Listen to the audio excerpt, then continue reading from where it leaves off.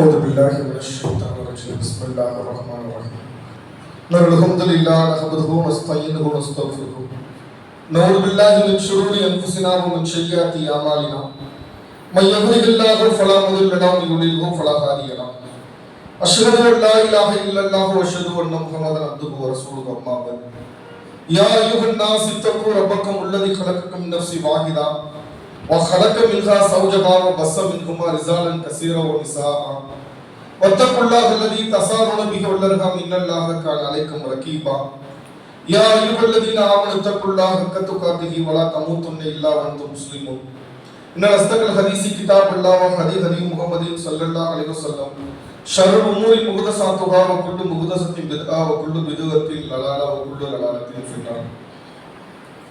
வார்த்தைகளில் சிறந்தது அல்லாஹ்வுடைய வேதம், வழிகாட்டலில் சிறந்தது நபிகள் நாயகம் ஸல்லல்லாஹு அலைஹி வஸல்லம் அவர்களுடைய வழிகாட்டுதல்கள். செயல்களில் தீயவை மார்க்கம் என்ற பெயரில் புதிதாக உருவாகக்கூடியவை. அப்படி உருவாகக்கூடிய ஒவ்வொன்றும் வழிகேடு, ஒவ்வொரு வழிகேடும் நரகத்தில் கொண்டு போய் சேர்க்கும் என்று நபிகள் நாயகம் ஸல்லல்லாஹு அலைஹி வஸல்லம் அவர்கள் தம்முடைய ஒவ்வொரு சொற்பொழிவிலும் மனித குலத்திற்கு நினைவுபடுத்தியது. இங்கு முன்மொழிந்தவனாக என்னுடைய இந்த ஜும்மாவுடைய உரையை ஆரம்பம் செய்கிறேன்.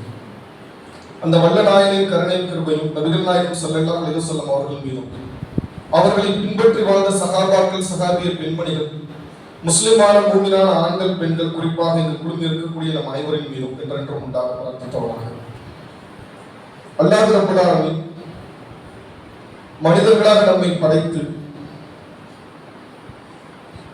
அவருடைய மார்க்கமாக இருக்கக்கூடிய இஸ்லாமிய மார்க்கத்தை ஏற்கக்கூடிய பாக்கியத்தை வழங்கி நாளை மறுமையில் வெற்றி அடைவதற்கான சரியான வாழ்க்கை நெறிமுறை எது என்பதை புரிந்து கொள்ளக்கூடிய அறிவையும் வாய்ப்புகளையும் வழங்கி அந்த அல்லாஹ் நமக்கு ஏராளமான அருள்களை செய்திருக்கிறார்.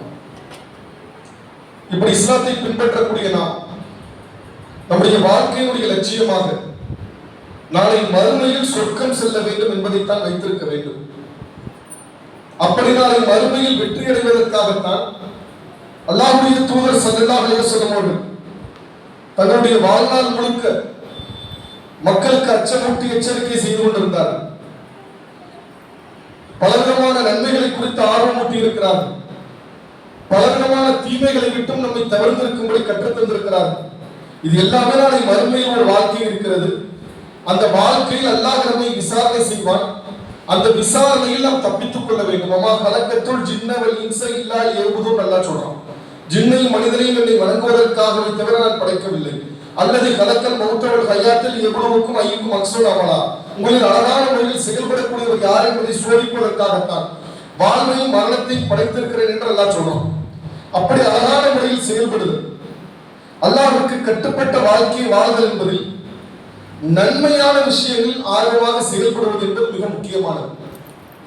அல்லாஹ்வுடைய தூதர் ஸல்லல்லாஹு அலைஹி வஸல்லம் அவர்கள் எதையெல்லாம் நன்மை என்று சொல்லி இருக்கிறார்களோ அதிலெல்லாம் அதிக ஆர்வம் காட்டக்கூடிய மக்களாக இருக்க வேண்டும். நாம் தற்போது இருக்கக்கூடிய இந்த துல்ஹஜ் மாதத்துடைய முதல் 10 நாட்களை குறித்து அல்லாஹ்வுடைய தூதர் அவர்கள் பல்வேறு சிறப்புகளை சொல்லி இருக்கிறார்கள். சஹீஹுல் புகாரியினுடைய 969வது இலக்கத்தில் பதிவு செய்யப்பட்ட ஒரு நபிமொழியில அல்லாஹ்வுடைய தூதர் அவர்கள் சொல்லக்கூடிய ஒரு செய்தி, எந்த ஒரு நாட்களில் செய்யக்கூடிய நற்செயல்களை விட துல்ஹஜ் மாதத்துடைய முதல் 10 நாட்களில் செய்யக்கூடிய நற்செயல்கள் என்பது அல்லாஹ்வுக்கு மிக மிக விருப்பமானது என்று அல்லாஹ்வுடைய தூதர் அவர்கள் சொல்றாங்க. அப்ப அந்த சஹாபாக்கள்ல இருந்த ஒரு நபித்தோழர் அல்லாஹ்வுடைய தூதர் அவர்களிடத்துல, அல்லாஹ்வுடைய தூதரே, அல்லாஹ்வுடைய பாதையில் போர் செய்வதை விட அந்த நற்செயல்கள் சிறந்ததான்னு கேட்கிறாங்க. அதாவது நம்முடைய வாழ்க்கையில எவ்வளவோ நாட்கள், எவ்வளவோ மாதங்கள் நம்மை கடந்து சென்று கொண்டிருக்கிறது. அந்த நாட்கள் மாதங்கள்ல ரமலானுடைய மாதத்தை விட அல்லாஹ்வுடைய தூதர் அவர்கள் சிலாகித்து சொல்லக்கூடிய அளவிற்கு, ரமலானை தவிர என்று அல்லாஹ்வுடைய தூதர் சொல்லல, எல்லா நாட்கள்லையுமே துல்ஹஜுடைய இந்த முதல் 10 நாட்கள்ல செய்யக்கூடிய நற்செயல்களை போன்று வேறு எந்த நாட்களில் செய்யக்கூடிய நற்செயல்களும் அல்லாஹ்வுக்கு மிக விருப்பமானது கிடையாது என்று அல்லாஹ்வுடைய தூதர் அவர்கள் சொன்ன உடனே ஒரு சஹாபி கேட்கிறார், அல்லாஹ்வுடைய தூதரே, அல்லாஹ்வுடைய பாதையில் தன்னுடைய உயிரை அர்ப்பணம் பண்ணி போர் செய்கிறார், தன்னுடைய உயிரை பணிய வைக்கிறார். அந்த போரில் அவருடைய உறுப்புகள் வெட்டப்படலாம், காயப்படுத்தப்படலாம், மூடப்படுத்தப்படலாம், எல்லாத்துக்கும் தயார் என்கிற நிலையில தான் போர்க்களத்துக்கு போறாங்க. அந்த அல்லாஹ்வுடைய பாதையில் போர் செய்யக்கூடிய அந்த ஜிஹாதை சந்திப்பதை விட இந்த துல்ஹஜ் போல 10 நாட்கள்ல தொழுது இபாதத் செய்வது என்பது சிறந்ததா என்று கேட்கிறாங்க. அப்ப அல்லாஹ்வுடைய தூதர், ஆமா அதை விட இது சிறந்ததுதான் என்று சொல்லிவிட்டு ஒன்னே ஒண்ணு தவிர என்று ஒரு விதிவிலக்கு சொல்றாங்க. எந்த மனிதன் போர்க்களத்திற்காக தன்னுடைய செல்வத்தை எல்லாம் எடுத்துக்கொண்டு சென்று அந்த போரில் ஷஹீதாக அல்லாஹ்வுடைய பாதையில் கொல்லப்பட்டு தன்னுடைய உயிரையும் இழந்து விடுகிறார், தன்னுடைய செல்வத்தையும் இழந்து விடுகிறார், அந்த மனிதர் அடையக்கூடிய நன்மை அடைய முடியாது. அது மிகப்பெரிய ஒரு நன்மை. அல்லாஹ்வுடைய பாதையில் உயிர் தியாகம் செய்த அந்த ஷஹீத் என்கிற அந்த ஒரு உயிரை அடைய முடியாது. ஆனால் அல்லாஹ்வுடைய பாதையில் போர் செய்வதை விட இந்த துல்ஹஜுடைய முதல் 10 நாட்களில் செய்யக்கூடிய நற்செயல்கள் என்பது அல்லாஹ்வுக்கு மிக விருப்பமானது என்று அல்லாஹ்வுடைய தூதர் அவர்கள் சொல்றாங்க. ஆனால் இது போன்ற அறிவுரைகள் நமக்கு கேட்டாலும் நம்முடைய வாழ்க்கையில் அந்த நற்செயல்களில் ஆழமான ஒரு செயல்பாடு இருக்கிறதா என்று பார்த்தால் அந்த நன்மைகளில் போட்டி போட்டு ஆழமாக செய்யக்கூடிய தன்மை, அந்த நன்மைகள் அல்லாஹ்வுடைய தூதர் அவர்கள் ஒன்று சொன்னார். அந்த நன்மையை செய்வதில் நாம் ஆர்வம் காட்டுவது வெளிப்பட வேண்டும். அப்பொழுதுதான் நம்ம மறுமையை சரியாக நம்புகிறோம் என்ற அர்த்தம். சஹாபாக்களுடைய வாழ்க்கையை நாம் எடுத்து பார்த்தால் ரசூல் ஸல்லல்லாஹு அலைஹி வஸல்லம் அவர்கள் நன்மை என்று எதையாவது சொல்லிட்டார்களா உடனடியாக அதை செயல்படுத்துவதற்கு ரொம்ப ஆர்வம் காட்டினார். ஒரு சந்தர்ப்பத்தில் ஏழை சகாபாக்கள் எல்லாம் அல்லாஹ்வுடைய தூதர் அவர்களை சந்தித்து, அல்லாஹ்வுடைய தூதரே, இந்த செல்வந்த சகாபாக்களை போன்று நாங்களும் தொழுகிறோம், அவர்களை போன்று நாங்களும் நோன்பு நோக்கிறோம், அவர்களை போன்று நாங்களும் போர்க்களங்களை சந்திக்கிறோம், ஆனால் அவர்கள் தங்களுடைய செல்வத்திலிருந்து தான தர்மம் செய்கிறார்கள், எங்களால் தான தர்மம் செய்ய முடியலையே, நாங்கள் ஏழைகளாக இருக்கிறோமே, எங்களுக்கு ஏதாவது ஸ்பெஷலான நற்செயல்கள் சொல்லித்தாங்க, அவங்களுக்கு தெரியாத ஏதாவது நற்செயல்கள் எங்களுக்கு ரகசியமா சொல்லித்தாங்க, அவங்களோட எங்களால நன்மைகளை போட்டி போட முடியலன்னு கேட்கிறாங்க. அப்ப அல்லாஹ்வுடைய தூதர்கள் ஒவ்வொரு தொழுகைக்கு பிறகு 33 தடவை சுப்ஹானல்லாஹ், 33 தடவை அல்ஹம்துலில்லாஹ், 33 தடவை அல்லாஹ் அக்பர் என்று நீங்கள் சொல்லுங்கள் என்று சொல்றாங்க. அதன் பிறகு ஒரு சில நாட்கள் கழியுது. திரும்பவும் அந்த ஏழை சகாபாக்கள் வந்து அல்லாஹ்வுடைய தூதரை நாங்க மோசம் போயிட்டோம் என்னப்பான்னு கேட்கிறாங்க. நீங்க எங்களுக்கு ரகசியமா சொல்லி கொடுத்தீங்க இந்த 33 இதையும் அந்த பணக்கார சகாபாக்கள் செய்து கொண்டிருக்கிறார்கள், அதனை அவங்க எங்களை விழித்து விட்டார்கள், இப்ப அவங்க எங்களை விட லீடிங்ல போயிட்டாங்க என்று சொல்லும் பொழுது அல்லாஹ்வுடைய தூதர் அவர்கள் இது அல்லாஹ்வுடைய அருள், அவன் தான் நாடியவர்களுக்கு தாராளமாக வழங்குவான். அந்த நன்மையை நேரடியாக கேட்காவிட்டால் கூட, நேரடியாக அவர்களுடைய காதுகளில் வந்து விழாவிட்டால் கூட நன்மைன்னு சொன்னோட அதில் ஆர்வம் காட்டுறது. இந்த சகாபாக்களுடைய வாழ்க்கை அப்படித்தான் இருந்துச்சு. பல்வேறு சகாபாக்கள் அல்லாஹ்வுடைய தூதர் அவர்களை சந்தித்து, அல்லாஹ்வுடைய தூதரை நாங்கள் ஆண்மை நீக்கம் செய்து கொள்ளலாமா என்று நம்ம அபூ ஹுரைரா ரலியல்லாஹு அன்ஹு அவர்கள் கேட்கிறாங்க. சொல்றாங்க, நாங்கள் திண்ணைத்தவர்களாக இருந்தோம், எங்களுக்கு திருமணம் செய்யல, அதற்கான வசதி வாய்ப்புகள் எங்களுக்கு இல்லை, நாங்கள் அல்லாஹ்வுடைய தூதர் அவர்களை சந்தித்து அல்லாஹ்வுடைய தூதரை நாங்கள் ஆண்மை நீக்கம் செய்து கொண்டு மார்க்கத்திற்காக துறவிகளாக மாறிடவா, முழுசா மார்க்கத்துக்காக எங்களை அர்ப்பணித்து விடவான்னு கேட்டோம். அல்லாஹ்வுடைய தூதர் அவர்கள் அதற்கு எங்களுக்கு தடுத்து விட்டார்கள். முழுக்க தன்னுடைய வாழ்க்கை இஸ்லாத்திற்காக அர்ப்பணிக்க தயாராக இருந்தார், வாழ்நாள் முழுக்க நோன்பு வைக்க தயாராக இருந்தார். அல்லாஹ்வுடைய தூதர் அவர்கள் அவர்களை மட்டுப்படுத்துறாங்க, வாழ்நாள் முழுக்க நோன்பு வைக்க கூடாதுப்பா, வாழ்நாள் முழுக்க இரவெல்லாம் தூங்காமல் தொழுவது மார்க்கத்தில் அனுமதி கிடையாதுப்பா என்று இந்த சகாபாக்களுக்கு நன்மையில ரொம்ப எக்ஸ்ட்ரீமா போயிடாதீங்க, நன்மையில ஒரு நடுநிலையை கடைபிடியுங்கள் என்று ஏன் அந்த சகாபாக்கள் அந்த நன்மையில அவ்வளவு ஆர்வம் காட்டினாங்க. பல தடவை கேட்ட ஹதீஸ், அப்துல்லா பின் அம்ர் பின் ஆஸ் ரலியல்லாஹு அன்ஹு அவர்கள் டெய்லி நோன்பு வைக்கிறாங்க, அல்லாஹ்வுடைய தூதருக்கு கம்ப்ளைண்ட் வருது. ரசூலுல்லாஹ் அவர்கள் அவரை நேரா சந்திச்சு கேட்கிறாங்க, எப்ப மாசத்துக்கு 3 நாள் நீ நோன்பு வச்சா போதாதா, 3 நாள் நீ நோன்பு நோட்டா 30 நாள் நோன்பு நோட்டுற நன்மை எல்லாம் உனக்கு தருவாங்கன்னு சொல்றாங்க.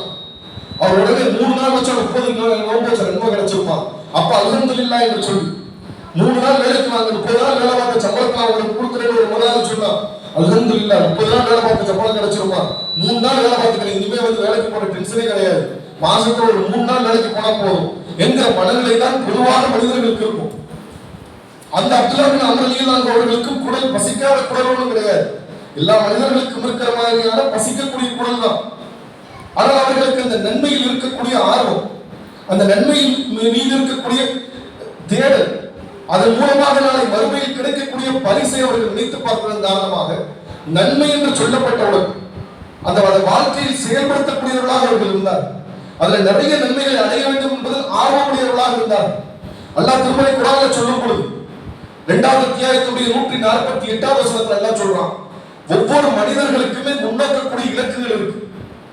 எல்லா மனிதர்களும் எதையோ நோக்கி வாழ்க்கையில போய்கிட்டு இருப்பாங்க, சொந்த வீடு வாங்கணும், கார் வாங்கணும், நல்ல ஒரு பெரிய நிறுவனத்தை தொடங்கணும், எவ்வளவு விஷயங்களை நோக்கி ஓடிக்கிட்டு இருப்பாங்க.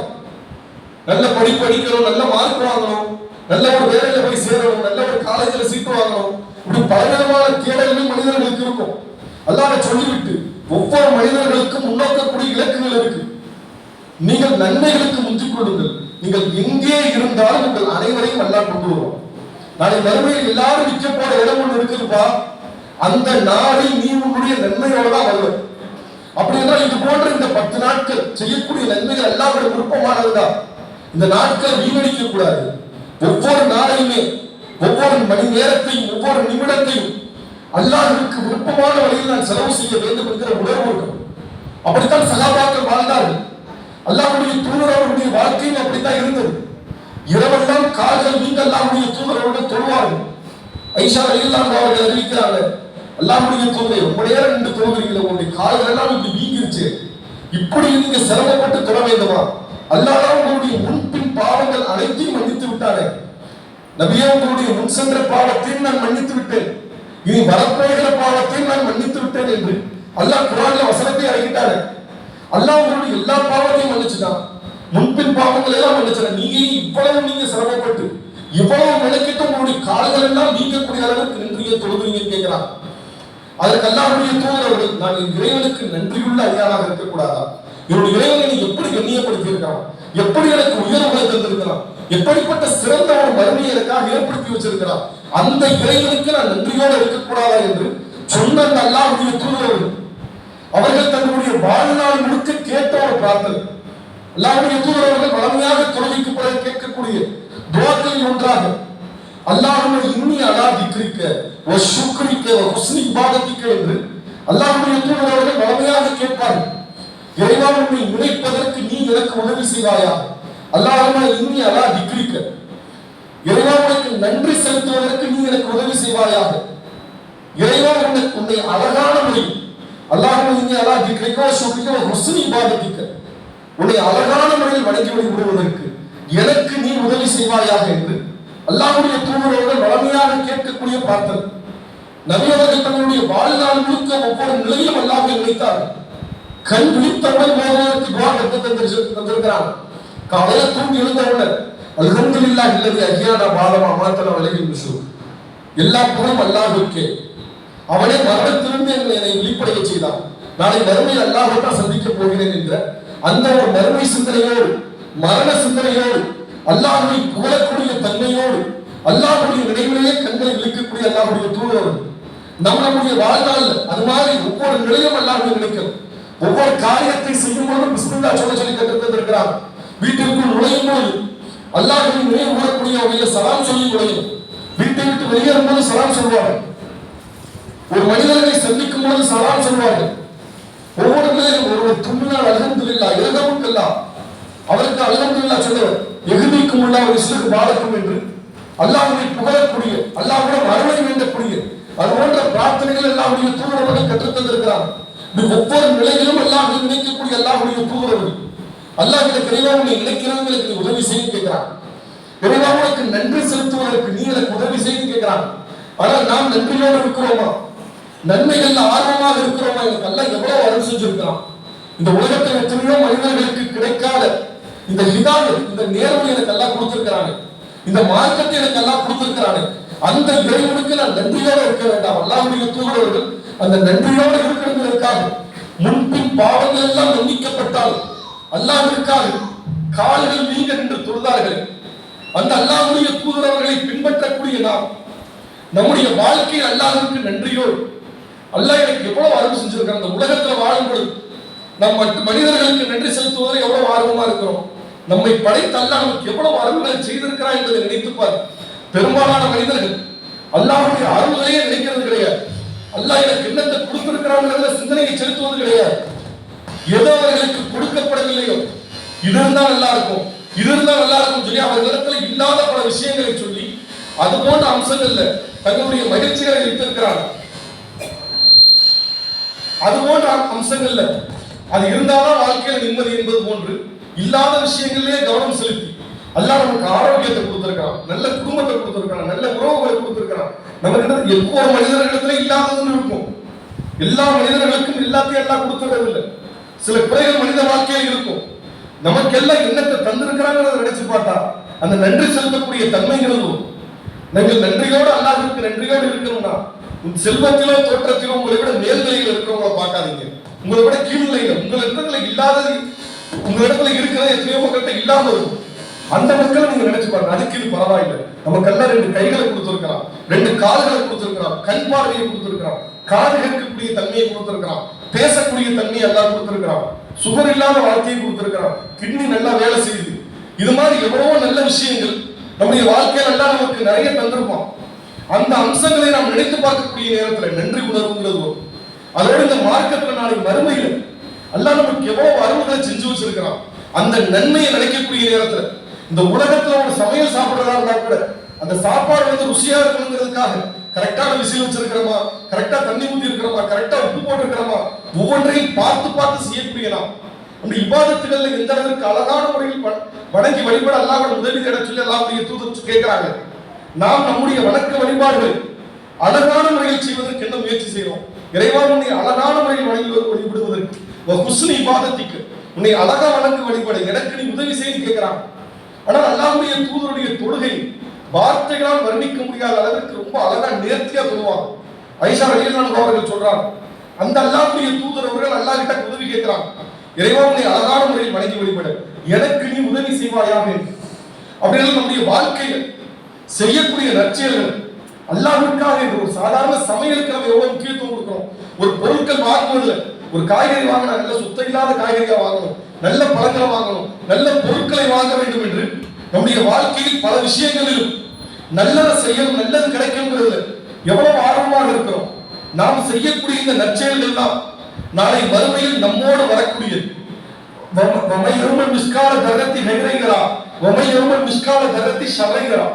அணு அளவு நன்மை செய்தவர் அதையும் காண்பார், அணு அளவு தீமை செய்தவர் அதையும் மறுமையில காண்பார்.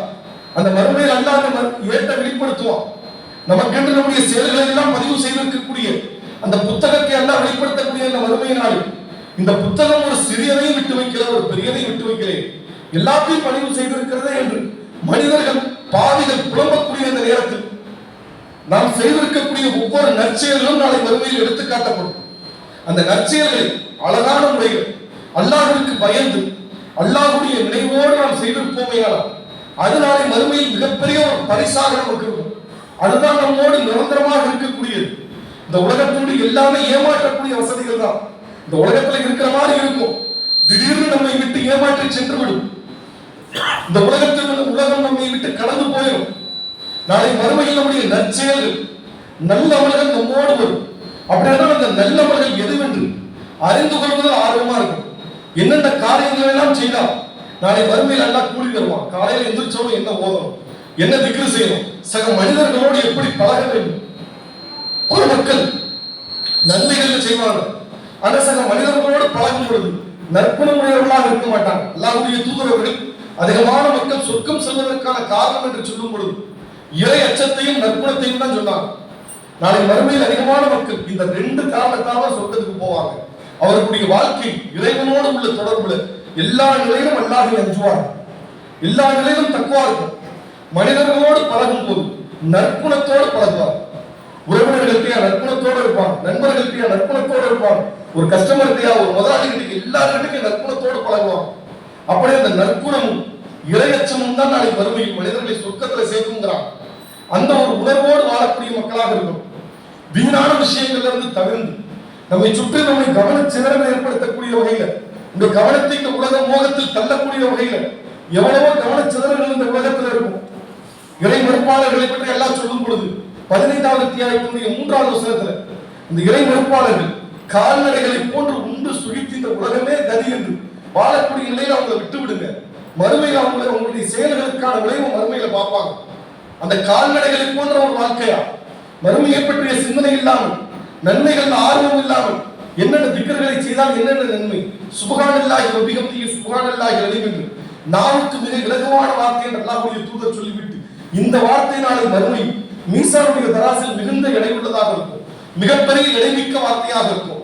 லா இலாஹ இல்லல்லாஹ் என்கிற வார்த்தை நாளை மறுமையில் மீசான் தராசை நிரப்பும் என்று அல்லாஹ்வுடைய தூதர் அவர்கள் சொல்லக்கூடிய இது போன்ற சின்ன சின்ன திக்கர்கள் நம்முடைய வாழ்க்கையில ஓய்வு கிடைக்கக்கூடிய நேரத்தில், வாய்ப்பு கிடைக்கக்கூடிய நேரத்தில நற்செயல்கள் அதிகமாக ஈடுபடும்.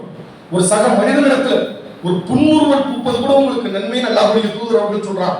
உங்களுடைய ஒரு சகோதரனை பார்த்து ஒரு சிரித்த முகத்தோடு ஒரு புன்முறுவலோடு பார்ப்பது அந்த நன்மையை கூட நீங்கள் அற்பம்னு நினைக்காதீங்க.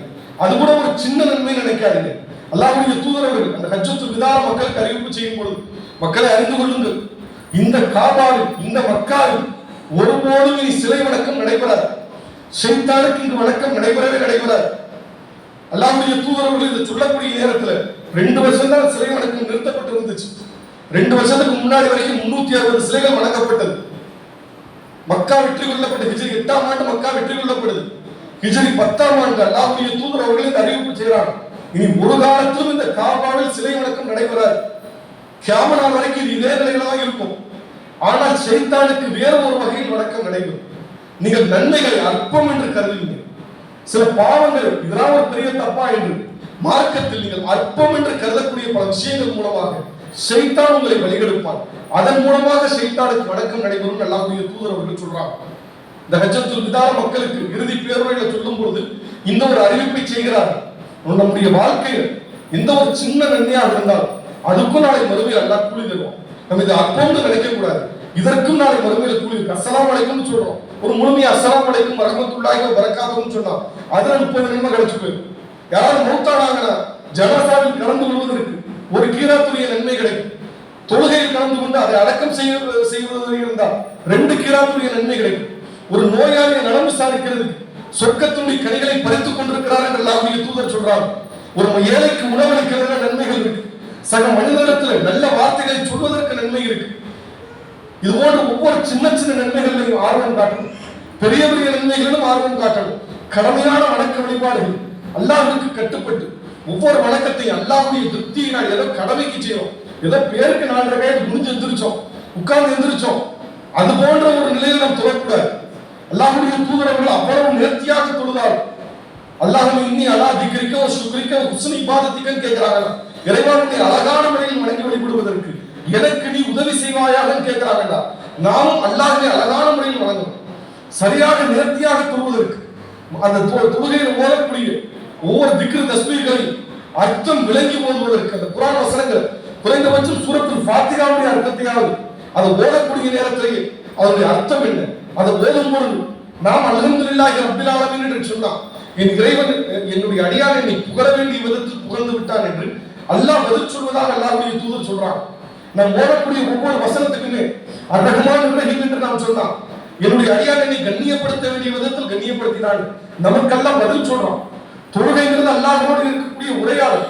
அதனால அல்லாஹ்வுடைய தூதர் அவர்கள் நீங்கள் தொழுகையில் இருந்தா எச்சில் துப்ப வேண்டிய நிலை இருந்த சகபாக்களுடைய காலத்தில் மண் தரை இருந்துச்சு, எச்சில் துப்ப வேண்டிய நிலை இருந்தா உங்களுடைய நேருக்கு நேராக துப்பிடாதீங்க. அல்லாஹ்விடத்தில் நீங்க உரையாடிட்டு இருக்கீங்க, இடது பக்கமாக துப்புங்க அல்லது குனிஞ்சு உங்களுடைய கால்களுக்கு கீழாக துப்பிக்கங்க, துப்பி மண்ணை போட்டு மூடிடுங்க என்று ரசூலுல்லாஹ் அவர்கள் இந்த மாதிரியாக அறிவிப்பு செய்யறாங்க. அல்லாஹ்வோடு இருக்கக்கூடிய உரையாடல் என்பது தொழுகை. ஆனால் அந்த பல நேரங்கள் அந்த தொழுகை என்பது கவனமற்ற தொழுகையாக இருக்கு. கவனமின்றி தொழுவோருக்கு கேடு நல்லா சொல்றோம், ஏதோ பேருக்கு 4 பேர் காட்டுறதுக்காக அவர்கள் தொழுகிறார்கள், அத்தகையவர்களுக்கு கேடு என்று அல்லாஹ் எச்சரிக்கை செய்யலாம். ஒவ்வொரு இபாதத்துகளையும் அல்லாஹ்வுடைய திருப்தியினாடி செய்யணும், நன்மைகள் ஆர்வம் காட்டக்கூடிய மக்களாக இருக்கணும். குறிப்பாக இந்த 10 நாட்கள் என்பது ஒரு சீசன் வியாபாரம் மாதிரி.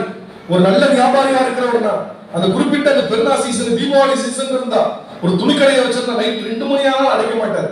இந்த கஸ்டமர் இன்னும் 2 பேர் வந்தாலும் வருவாங்க, இன்னும் 4 பேர் வந்தாலும் வருவாங்க. கடை வச்சிருப்போம், இன்னைக்கு சீசன் நேரத்துல காட்டுக்குள்ள போதே தூற்றி கொண்டு பழமொழியெல்லாம் சொல்லி நமக்கு வாய்ப்பு கிடைக்கும் போது லாபத்தை எடுத்துக்க வேண்டியதுதான் என்று சொல்லக்கூடிய நிலையில வாய்ப்பு கிடைக்கும் போது லாபத்தை எடுத்துக்கொள்ளக்கூடிய தன்மை. இந்த உலகத்துல ஒரு 1000 2000 கிடைக்குதுன்னா அதற்காக இரவெல்லாம் முடிச்சிருந்து அந்த லாபத்தை பெற்றுக்கொள்ள வேண்டிய நிலை நமக்கு இருக்குதுன்னா நாளை மறுமையில் நம்முடைய செயல்பாடுகளுக்கு நாளை மறுமையில தான் கூலி என்னதுன்னு தெரியும். அல்லாஹ்வுடைய தூதர்கள் நிறைய நன்மைன்னு சொல்லிட்டாங்க. அந்த நன்மை எப்படி இருக்கும், எவ்வளவு பிரம்மாண்டமா இருக்கும், எப்படிப்பட்ட வடிவத்தில் இருக்கும் எதுவுமே நமக்கு தெரியாது. ஆனால் சொர்க்கத்தில் ஒரு சாட்டை வைக்கக்கூடிய இடம் இந்த உலகத்தில் உள்ள அனைத்தை விட சிறந்ததுன்னு சொல்லி இருக்கிறாங்க. ஒரு சாட்டையில ஒரு ஸ்கொயர் ஃபீட்ல அப்படி சுருட்டி வச்சிடலாம், சாட்டை அப்படி ஃபோல்ட் பண்ணி சுருட்டி வச்சோம்னா ஒரு ஸ்கொயர் ஃபீட்டுக்குள்ள அடைக்கலாம். அந்த ஒரு சின்னஞ்சிறிய இடம் என்பது மொத்த உலகத்தில் இருக்கக்கூடிய எத்தனை லட்சம் டன் தங்கம் இருக்கும், எவ்வளவு வைரம் இருக்கும், எவ்வளவு செல்வம் இருக்கும், எவ்வளவு தானியங்கள் தாவரங்கள் இருக்கும். இது அனைத்தையும் விட சொர்க்கத்தில் ஒரு சின்ன ஒரு ஸ்கொயர் ஃபீட் இடம் சிறந்தது என்றால் நாளை மறுமையில் இரையச்சமுடையவர்களுக்காக வானங்கள் மற்றும் பூமியின் பரப்பளவு கொண்ட சொர்க்கம் தரப்படும். அவ்வளவு பிரம்மாண்டமான சொர்க்கம் நமக்காக காத்திருக்குது. அப்படிப்பட்ட அந்த சொர்க்கத்தில் இந்த உலகத்துல வாழும்போது நாம் செய்திருக்கக்கூடிய நன்மைகள் தான் நாளைக்கு நமக்கு உதவும் வேண்டும். அந்த நன்மையில ஆர்வம் காட்டணும். தீமைகளை விட்டு விலகி ஒரு தூய்மையான வாழ்க்கை வாழ்வதற்கான எல்லா முயற்சிகளையும் மேற்கொள்ளக்கூடிய மக்களாக இருக்க வேண்டும் என்று சொல்லி என்னுடைய இந்த முதல் உரையை நிறைவு செய்யும்.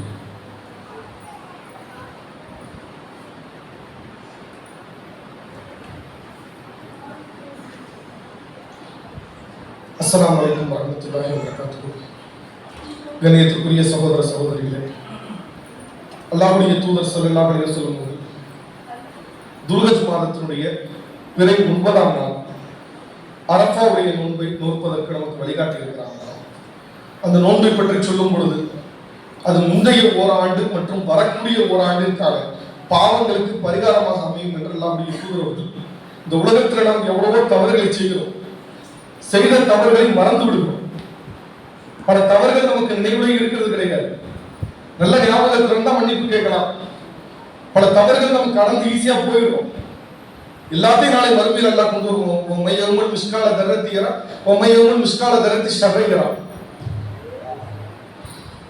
அணு அளவு நன்மை செய்தவர் அதையும் பார்ப்பார், அணு அளவு தீமை செய்ததுதான் அதை எல்லாம் கொண்டு வந்து நிறுத்திடுவோம். ஒரு சின்ன தவறாக இருந்தால் எல்லா நாளை மறுமையில் வந்து நிற்கும். அப்படியெல்லாம் நாளை மறுமையில கணக்கு தீர்ப்பது என்பது இது போன்ற நற்செயல்கள் மூலமாகத்தான். இது போன்ற நன்மையான விஷயங்கள் அரஃபாவுடைய நோன்பு நம்ம இயன்ற வரையில் எல்லாருமே நோன்பு நோற்பதற்கு முயற்சி செய்யணும். இந்த அரஃபாவுடைய நாள்ல நாம் நோன்பு நோக்கக்கூடிய நேரத்தில் முந்தைய ஓராண்டு மற்றும் வரக்கூடிய ஓராண்டிற்கான பாவங்களுக்கு பரிகாரம் சொல்லி இருக்கிறாங்களா, சிறிய பாவங்களுக்கு அது ஒரு பெரிய பரிகாரமாக அமையும். அந்த நன்மையில நாம் ஆர்வம் காட்டணும். மற்ற இந்த 9 நாட்கள்லையுமே அதிகமான இபாதத்துகளை செய்யணும். இன்னும் ஐயாமல் தஷ்ரீக் என்கிற பெருநாளை தொடர்ந்து வரக்கூடிய 3 நாட்களில் அல்லாஹ்வை அதிகமாக பெருமைப்படுத்தக்கூடிய வகையில் அல்லாஹ் அக்பர் அல்லாஹ் அக்பர் அல்லாஹ் அக்பர் என்கிற அந்த தக்பீர் முழக்கத்தை சொல்வதற்கு அல்லாஹ்வுடைய தூதர் அவர்கள் வழிகாட்டி இருக்கிறார்கள். சக்தி உள்ளவர்களுக்கு ஹஜ் செய்வது என்பது முதன்மையான கடமை. ஹஜ் சென்று வர சக்தி உள்ளவர்கள் அந்த நாட்கள்ல ஹஜ்ஜுடைய காலத்துல ஹஜ் செய்வது கடமை. ஹஜ் செய்யாதவர்கள் கூட குர்பானி கொடுப்பதற்கு அல்லாஹ்வுடைய தூதர் அவர்கள் வழிகாட்டி இருக்கிறார்கள். இந்த குர்பானியை கொண்டு அல்லாஹ்விடம் எதிர்பார்ப்பது தக்வாவை மட்டும்தான். தக்வாவை மட்டும்தான் அல்லாஹ் நம்ம கிட்ட எதிர்பார்க்கலாம். பல மக்கள் குர்பானியை கொண்டு பெருமை அடிக்கிறது. உங்க வீட்டு ஆடு எத்தனை கிலோ விழுந்துச்சு, எங்க வீட்டு ஆடு எத்தனை கிலோ விழுந்துச்சு, உங்க ஆட்டு கொம்பு வந்து 1 அடி இருந்துச்சு, என் கொம்பு 1.5 அடி இருந்துச்சு என்று அந்த கொம்பை கணக்கிடுறது, எடையை கணக்கிடுறது, இது போன்று இதை கொண்டு பெருமை அடித்தால் இதற்கான கூலி என்பது நாளை மறுமையில கிடைக்காதுங்கிறத விட இப்படி பெருமை அடிச்சதுக்காகவே அல்லாஹ் நாளை மறுமையில தண்டனை செய்ய வாய்ப்பு இருக்கு. இதற்காக பாவத்தை பதிவு செய்ய வாய்ப்பு இருக்கு. ஒரு நன்மையை செய்து பாவத்தை சம்பாதிக்க கூடாது. இறையச்சத்திற்காகத்தான் குர்பானி. அவற்றின் ரத்தங்களோ மாமிசங்களோ அல்லாஹ்வை அடைகிறது கிடையாது. மாறாக உங்களுடைய உள்ளத்தில் உள்ள அல்லாஹ்வுடைய அச்சம் தான். அல்லாஹ்வுடைய தூதர் இப்ராஹிம் அலைஹிஸ்ஸலாம் அவர்கள் தன்னுடைய மகனையே அறுப்பதற்கு துணிந்து முன்வந்தார்கள். அந்த ஒரு தியாகத்தை நாம் நினைவு கூறக்கூடிய வகையில் நான் குர்பானி கொடுக்கிறேன். எங்களுடைய தந்தை இப்ராஹிம் அலைஹிஸ்ஸலாம் அவர்கள் அல்லாஹ்வுடைய தூதர், அல்லாஹ் அவர் தன்னுடைய மகனையே அறுப்பதற்கு முன்வந்தார். அந்த ஒரு தியாகத்தை நான் நினைச்சு பார்க்கிறேன். நானும் என்னுடைய வாழ்க்கையில நான் விரும்பக்கூடிய எந்த ஒரு தீமையாக இருந்தாலும் அந்த தீமையை விட்டு விலகுவேன்.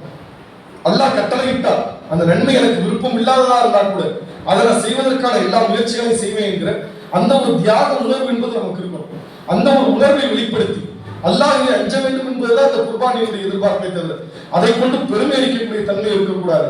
சக்தி உள்ளவர்கள் குர்பானி கொடுப்பதற்கு முயற்சி செய்யக்கூடிய மக்களாக இருக்கணும். அந்த ஆடு வாங்கி குர்பானி கொடுக்க முடியல, கூட்டு குர்பானி வாய்ப்பு இருக்குதுன்னா மாடு கூட்டு குர்பானியில கூட சேர்ந்தாலும் அந்த நன்மைகளை அடைவதற்கு நாம் முயற்சி செய்யும்.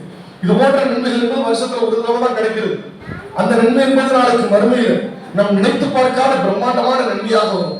அந்த நன்மை அது போன்ற நன்மைகள் அதிகமான ஆர்வம் காட்டக்கூடிய மக்களாக, இந்த அரஃபாவுடைய நோன்பை நோக்கக்கூடிய மக்களாக இந்த 10 நாட்களை வீணடித்து விடாமல் அதிகமான இபாதத்துகளை செய்து நாளை மறுமையில் நிறைய நன்மைகள் பெறக்கூடிய மக்களாக வல்ல ரஹ்மான் நம்மை ஆக்கி அருள்புரிய பிரார்த்தித்து இந்த உரை நிறைவு செய்கிறேன். வாழ்க தர்மம் அல்ஹம்துலில்லாஹி ரப்பில் ஆலமீன். அஸ்ஸலாமு அலைக்கும் வரஹ்மத்துல்லாஹி வபரகாத்துஹு.